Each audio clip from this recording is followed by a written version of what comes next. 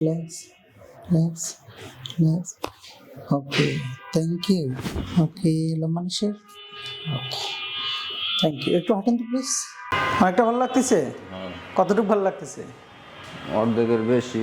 আগে তো এরকম বাস করতে পারতাম না। বাস করতে পারতেন না?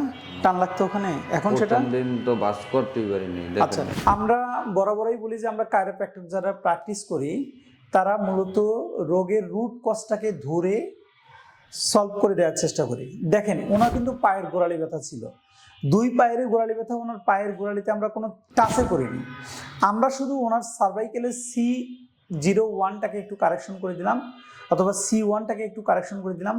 করার পরেই কিন্তু উনি এখন অনেকটা বেটার ফিল করতেছে। এখন বেটার ফিল হচ্ছে না ভাইয়া? অনেকটা বেটার না?